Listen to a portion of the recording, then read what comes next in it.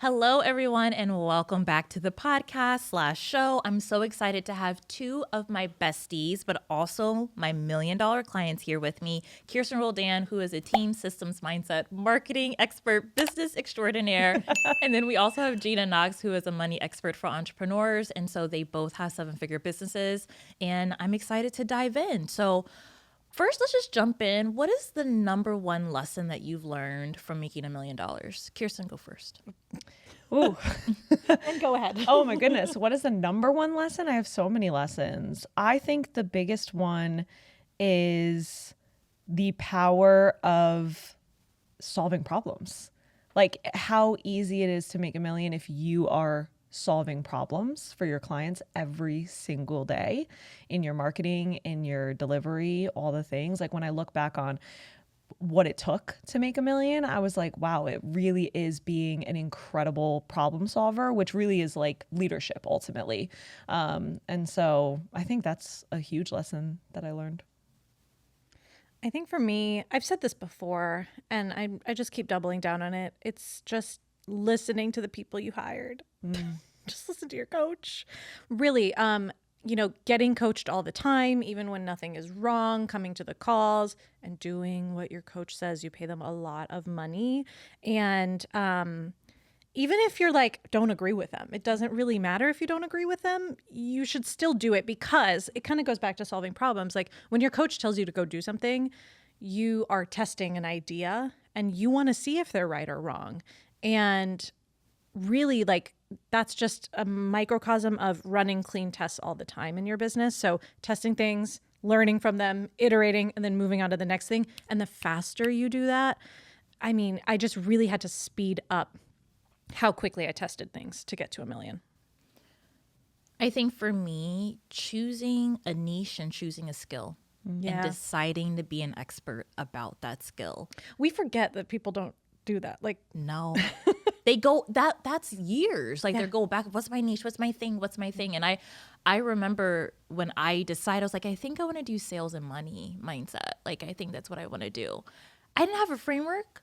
I didn't have anything. I just had, some experience coaching my clients, but it's not like, I had all this backing behind me, but I just decided. And then that's when the messaging, the intellectual property, the frameworks, the client results came after that decision. I really wanted to spend this episode talking about just like, how are we currently thinking as a millionaire? Like, I think people would kill for a conversation like this. Like, what does it actually take to make millions of dollars, to stay making millions of dollars? Because we've seen a lot of people hit a lot of high cash months, then go out of the industry, then close. And so let's start there. Let's have a conversation like, what's helping you stay in the industry right now? What's helping you stay a millionaire? Humility. Humility. Your face. Your face. You're like, wait a second. That's shocking coming from you. If you know me.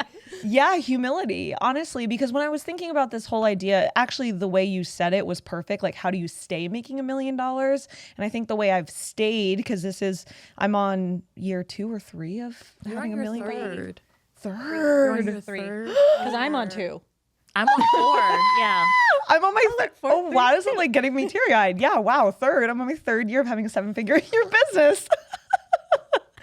Wow. Oh my God. Here we go. Here we go. No, everyone knows I'm so emotional. Anyway, such a crybaby.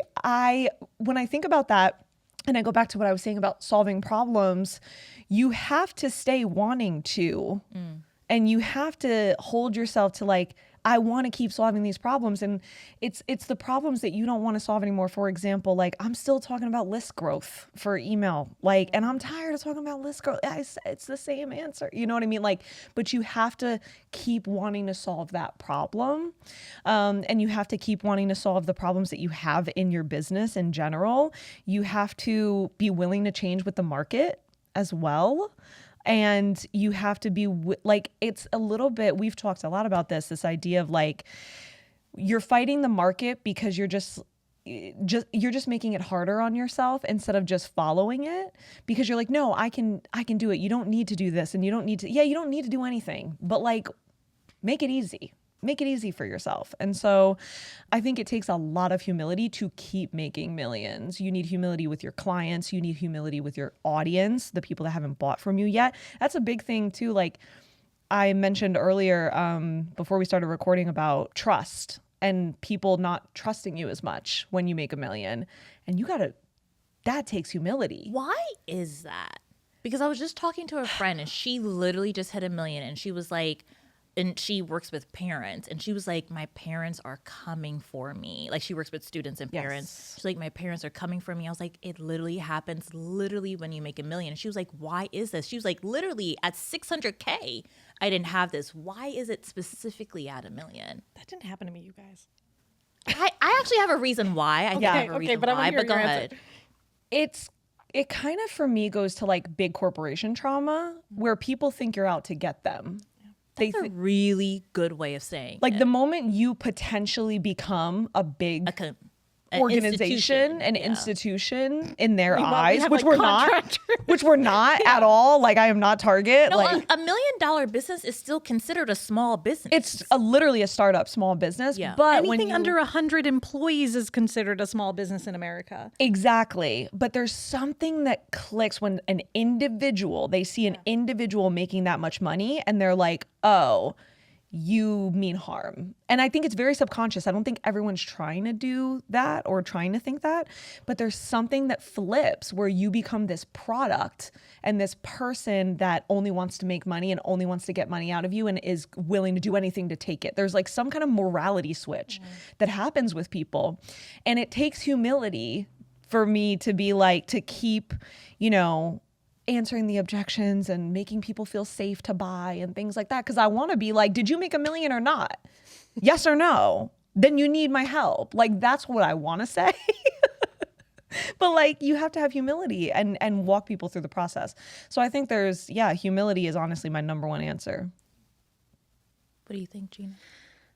I was going to say the opposite, which is confidence, which is really funny. So good. But as you were talking, I think it takes confidence to have humility. Yes. and I was going to say, I think people think confidence is like, I'm the best. I have all the answers. I'm the smartest. I don't think that's what confidence is at all.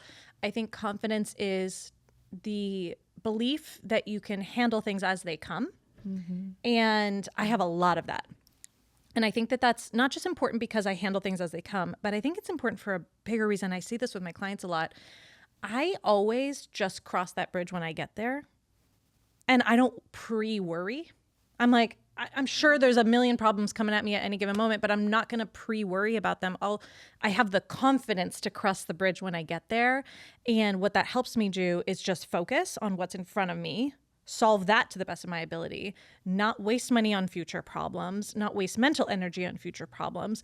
And also, with my clients, right, not only can you not solve future problems for yourself, you also can't solve future problems for your clients necessarily, because if you can't define the problem, you can't solve it. So I think that confidence, interestingly, helps me stay grounded in the present and not worried about the future.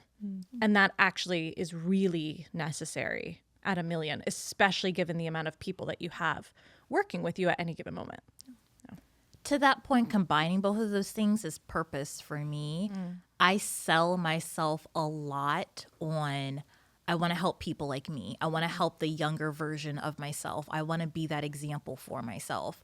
I douse and submerge myself in my client results and helping people that my work is helpful, and that it's worth it, right? It's worth having to be humble. It's worth having to come up with confidence. It's worth anchoring into my purpose. I keep doing it for that. I also, taking a page out of your book, Kirsten, I try to romanticize my job. Yeah.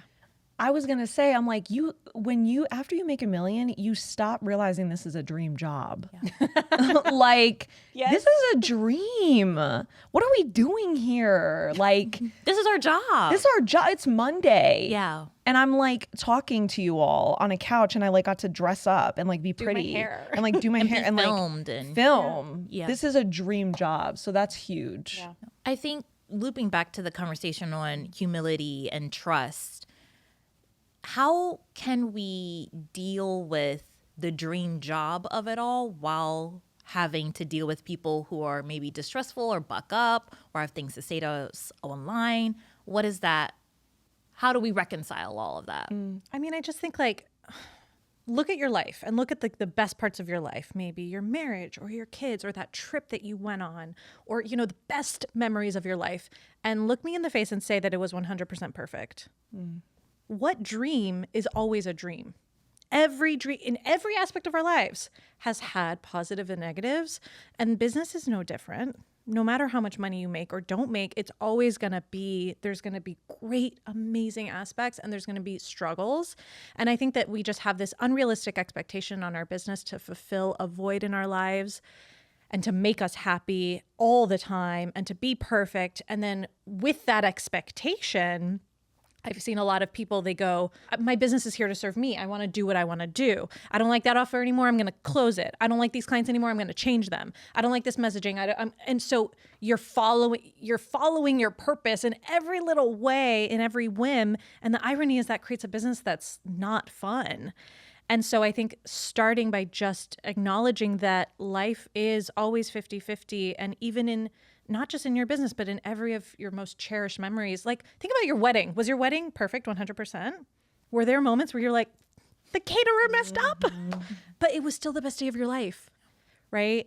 So I think we have to kind of like bring that reality check back into our businesses. Heavy on the, is your business filling a void? Yeah. Because a little dicey. When you make $1 million, there's a lot of things to fix, and your brain will always be scanning for them. But but you said like working on not pre-worrying. Okay. But something that I did this year that I think completely changed the game, and one of my mentors talked about how she did it, was I planned out my business year, but then I also planned out my life year. And I intentionally decided, what do I want every birthday, vacation, holiday to look like? I was like, I want to plan an extravagant 30-year-old celebration for myself. And that really just offset it. Like, I still want to have an amazing life. Yeah. Even if I have business, because business stuff will always come up. I think it's challenging too, because for a lot of us in the beginning, the business was the hobby. Yeah. Like for me, it was like my the outlet. COVID side hustle thing, right? And eventually that shifts and it becomes the job, and you become employed by your business. And so like, I think part of it is just recognizing that it's normal to go through that shift. Yeah. What do you think, Kirsten? I think for me, it's two things, actually. It's humility from the standpoint of like, it's a small price to pay to have a work from home job with a flexible schedule. Like at the end of the day, to me, like my business is a work from home job, which was my number one dream, was literally to have a work from home job like that paid the bills. And so for me, I'm like, this is a small price to pay. And then the other side of it, I'm like, it's a job. It's non-negotiable. I have to make money. There's no option but for me to show up. I coach my clients on this a lot. This idea of like, whenever someone starts a business, they suddenly forget what it's like to have a job. Like they suddenly forget that, like, to your point about like, yeah, things are not perfect. Like whenever, like, how do you show up to how do you keep showing up even when it's hard? I'm like, how did you show up to your job when you were depressed? Because you had to. Yeah. Because there was no option. I'm like, that's how I show up to my business. What option do I have? Like, I need money. and so not relying on your emotions to do it. Exactly. Yeah. And like, if I relied on, we all know, if I relied on my emotions, there's no way. And so I think that there's like, it's a small price to pay, but also it's a job. Like, you don't have an option. You need to treat it like you did your 9 to 5. How would you do it then? You just do it now. And that's how you stay in business. Okay. But what do you say to the person who's like, what? Like, that's why would I do that then? Like, right, this idea of the person who's like, I'm starting get a business hobby. Get a hobby. But it goes back to like, oh my God. Stop looking for fulfillment in your job. Go on. Dielle's like purpose. And Because Kirsten's like, people- stop looking for Because I talk about this. Well, all- I think like the good. void and purpose are different. Yeah, like they are, I'm they are. not, it's Yep. fulfilling my work need. It's not fulfilling every other need. Right. Like I'm just kind of like it's the classic you never actually healed your burnout in your 9 to 5 and so you're bringing it here and you're expecting this to like heal your like emotional burnout and lack of fulfillment. That's not going to heal your lack of fulfillment. Like work is never going to do that. You always need more than work. Hot take from the quit your job person. I feel like I did that. Mm-hmm. One of our mentors, who shall not be named because everyone hates her. One of our mentors says like, be happy before you leave. Yeah. And I feel like I did that when I was working at Duke. So I had a very racist, terrible job, very low pay, working 12 hours a day, took the bus. And I learned how to be okay at that job. And then that created the capacity for me to work on my business. But then I just took that into my business as well, where I was like, I know what it's like to glamorize a job and then it breaks your heart. That job, your 9 to 5 will break your heart and your business will break your heart if you allow it to. And it shouldn't. It should never get to that point because the business will always just be the business. Yeah, and like going back to keeping, you know, to keep making millions, you have to neutralize. You cannot rely on this thing for dopamine. Like you can't. And so many people are like, I'm in it for, you know, the passion of it all. And I'm like, you're not going to always be sometimes You'll have to create the passion or the purpose. Don't get it me won't wrong. Be, Yeah, it won't like be innate. we're not robots by any Yeah. means. I recently was coaching a client. She's like, I don't want to live like a robot. I'm like, I'm not a robot. I'm clearly passionate talking to you all about this. Clearly I have a lot of passion, right? Like I'm excited. I love this. This is what I do. I'm going to like walk away from this so fulfilled, but also not all the time. Yeah. And it's going to be, I'm just going to have to be okay when I'm not always feeling like this, when I'm tired of being asked about burnout, whatever it is. Like I have to still know how to show up to my job because it's my job.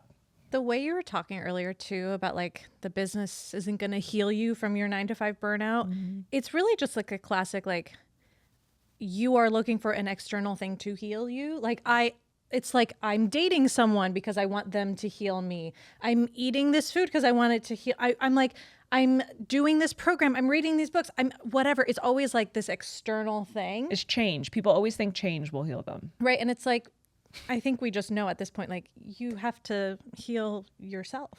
No, Sorry, she's making me laugh. I've been profound. Profound. Wow. yeah, Business extraordinaire. That's my intro. Business extraordinaire. Go ahead, Gina. no, but just no, really, these like external things. It's just a classic. If you're constantly searching for external things to make you feel better, Yeah.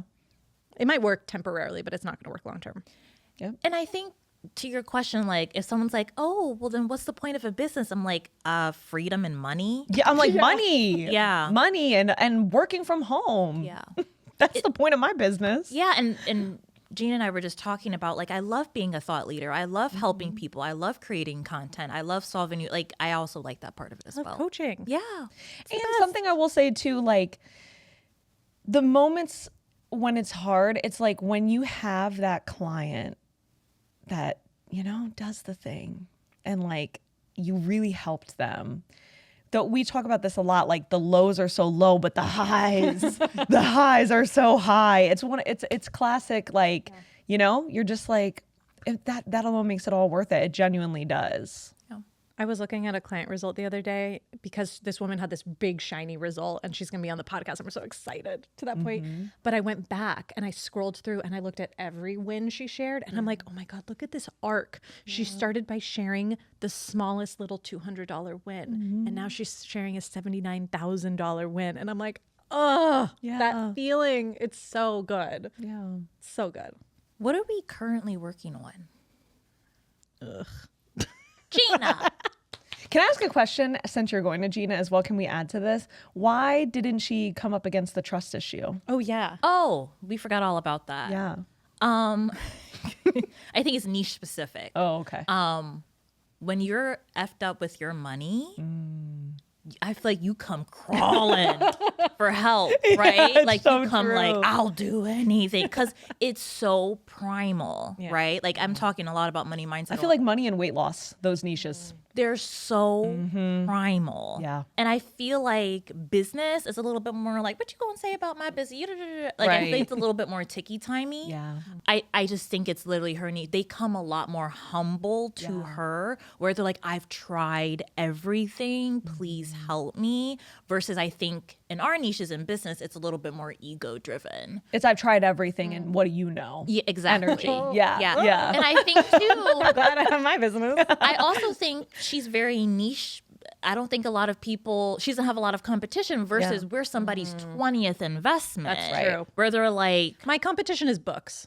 yeah. It's very different. And Very they know, true. like, I didn't really implement it well enough, or like, I tried to do it and I didn't follow Or like through. accountants, which is a different, it's not even it's not a one-to-one. Yeah. That's true. I also get a lot of people who are like, not everyone, but a lot of people joining are like, if I don't fix this, I will go out of business. Like, this is the last Resort. Yeah. And I know, like, they even come and they're like, I might be closing my business in a couple of months. Like, is this going to help? And we'll talk through it. But yeah, to that point, it's like, And I think you're rare because, again, all of my other $1 million friends, like even outside of like our little network, $1 million was kind of like the line in the sand. Yeah. But before we go to what are we working on? yeah. And we can kind of talk about this, Kirsten, like, how are we dealing with this? Like comments, people not trusting us. How should we deal with this? Because y'all have different approaches. A little bit. I think it's from the same place. Our actions Yeah. are just different. Yeah. I mean, most recently, I've just been asking myself, what's the real concern?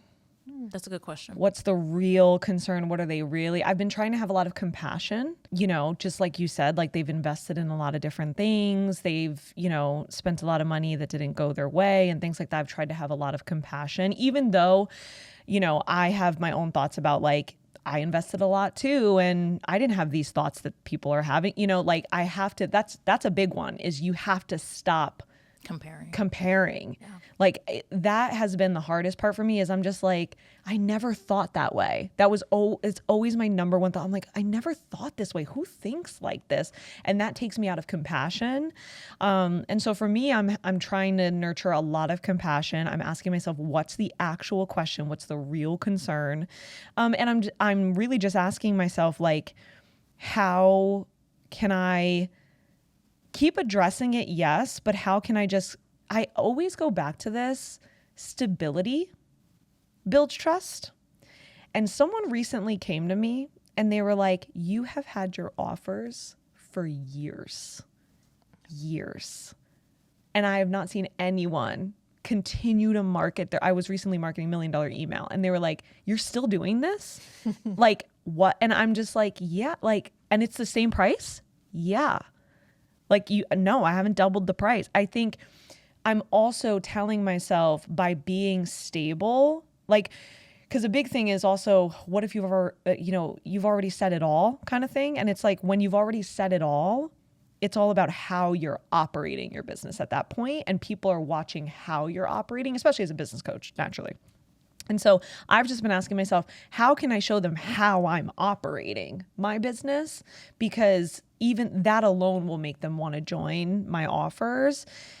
Even if it's not content specific. I have people join that join $1 Million email that are like, I'm good with email, but I just want to see how you run things because I just love seeing like how you're showing up. And so I think just really anchoring in on how can I remain stable. Doesn't mean I won't evolve, doesn't mean things won't change, but I want to be able to say like, yeah, I had that offer for years and years. It goes back to purpose again. I'm going to take a different approach. I feel like that's a good way to look at like mistrust. Yeah. I'm going to take it from the approach of like, what do you do when people are actually hating on you? For me, it's been this is going to be a little dicey, but like one of my philosophies, if someone doesn't pay you, if you get a no on a sales call, somebody goes to you in the DMs, if you're having anything like that happen, I might just find new people. Yeah. So that's something that I've been anchoring in is like, of course, I always say 10% of your clients are always going to have something to say about you. I just think it's math. I think you can do everything perfectly, but it's kind of like when you get $1 billion in an elevator, stuff is going to go down. Like when you just scale and you get so many different personalities and strangers on the internet, like someone is not going to like something you do. Yeah. So it's a little counterintuitive and a little dicey where I'm just like, I would just want to grow more people. Yeah. And so, yes, say if I have 100 clients, 10 of them might have something to say. And yeah, I'm going for, okay, I want 1,000 clients and 100 of them are going to have something to say. But I would rather than serve the 900 than the 90, right? And so that's something that I've really just chose to think about. Something else that I have really just anchored in on is hate does not take me out of business. Mm-hmm. And that's been very healing to know. Like, hate will not take me out of business. And it sucks for them, but a lot of people have gone before us and they have been annihilated, just completely annihilated. And I'm like, they're still swinging. They're still going with all of it, all of the negative PR. Their Google searches are all messed up and everything, and they're still making money. I talk about this example a lot where I had a mentor who was annihilated, just like terrible things said about her. She still made $12 million that year. I was like, oh, she's like, girl, I'm good. Like, you have nothing to worry about. And that was really healing. And so that's an angle that I take, what Gina was referring to. And if y'all have questions, because it's apparently very controversial that I do this, but I respond. And I found a lot of power in responding. And my thought is so simple. People are like, you're so brave. I don't look at it like, it might be like my borderline autism. I look at it very factually, especially like if somebody has something to say and it's a lie. I don't respond to opinions. I don't like Dielle. I don't respond to that. But if somebody says a lie, I do like to correct the lie. So if you notice some things I'll respond to, some things I don't. I only correct lies. God. I've never heard you say that before. Yeah. That cleared a lot up. And can I say something dicey? That was really good. Because it goes with this, which is, and I feel like all of us can attest, I feel like we all have this personality type. It's a little bit, I think you have a lot of courage as well. And I know you're saying you don't think of it like that, but I think if people are wondering what does it take, like, I think all of our thoughts is a little like, you can't outthink me. I have Sure. thought on this topic 100 hours. I think about the things that I've responded to, Yeah. right, with things, and like how I've been able to, like, every time they end up in the corner that I'm just like, because you can't outthink me. Yeah. Because you're not going to outthink my niche Yeah. and what I teach and what I do. So go ahead, keep running around. I have an answer for everything, and I think that's a big courage thought that I think we all tend to have, but especially you, where you're like, you're not going to outthink me. I've thought about this. I've thought I have an answer for everything. There's a reason behind it. There's a reason behind everything. There's an answer. They're trying to do a gotcha. Yes. Right? And I'm like, no. You don't know my anxiety. You can't get me. You can't get me. Like, what you think you're getting, I have 100 hours of thought behind it because I was scared that you were going to get me. Exactly. Okay? Like, that's the thing. 100%. 100%. And I just, whenever hate, and I don't even really like the word hate, commentary, thoughts, opinions, whatever, lies, whatever, whenever that comes up for me, I'm just like, what was my decision behind this? Mm-hmm. And where can I still like that decision? I always use the example of, like, someone didn't like my pricing and they had thoughts about my pricing. And I did the math where I was like, hey, I'm actually cheaper than therapy. Mm-hmm. I'm actually cheaper than the average consulting rate, and you get a lot more support. And they're like, I'm like, yeah, I already thought of that, right? And so, yeah, I think people are like, I'm so worried about being unethical. I'm like, you're only having that thought because you haven't gone back and loved every decision and thought about the benefits of every decision you've made. Mm-hmm. I think in the coaching industry, people are like, they just blindly followed a path, or they just pick numbers out of thin air. They just make decisions out of thin air. No. I think too, I've had this in the past where sometimes, not all the time, but sometimes we're wrong that someone is hating. Sometimes they're not hating, they just communicate weird. Yeah, sure. And we don't understand. Like, I've had this with customer service where I have someone in the inbox who's like, I'm like, oh my God, they're so angry. And like, we're going back and forth and fighting for our lives in the inbox. And then they send me a handwritten thank you letter at the end of the year. Like, you changed my life and thank you so much. And I'm like, oh, I misunderstood that entire email thread. Yeah. And it's because like someone writes different than I might write. Of course, there's clear times where that's not the case, but I do, going back to best intent, sometimes that can be really helpful in these scenarios too. Just being like, what if they're not hating? What if there's something else and I'm just not understanding the subtext? Going back to what you said about, you know, how your mentor like still made 12 million. What finally made me not be scared of getting canceled is the idea that you can overcome cancellation by providing value. You can. I think about literally right now, Justin Bieber just dropped an album. Okay, you all know how I get, but seriously. And I was thinking how so many people are like, we're back, JB's back, all this, and they're so happy. But also, he's also getting commentary on it. However, I was thinking about how just a few weeks ago, we were talking about how this man was horrible to his wife. The worst husband. The worst husband. On hated drugs. his wife, on drugs, all this. And now we're like, JB, he's back because he's providing value. And so I'm not saying it's right, by the way. I'm not giving a specific opinion, but like at the end of the day, if you can outvalue your mistakes, even if you actually, I don't want to use the word deserve, but like you made a mistake, right? And you know you made a mistake and it led to something.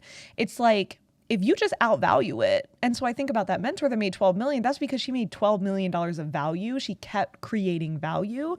And so I think to myself all the time, whenever I see someone overcome something like that, like hate at a large scale, I'm always like, every time it's because they provided some kind of value. Lizzo just recently, same thing, dropped a mixtape after huge online hate. And now everyone's on Lizzo and now she's super value. Like you can overcome everything with value. And I think that if you have the confidence, like you said, that you will always be able to consistently provide value. Because like I said, like who are you going to outthink? Not me. You are not going to outthink me. You're not going to outvalue me. Then yeah, you'll be in business for a long time.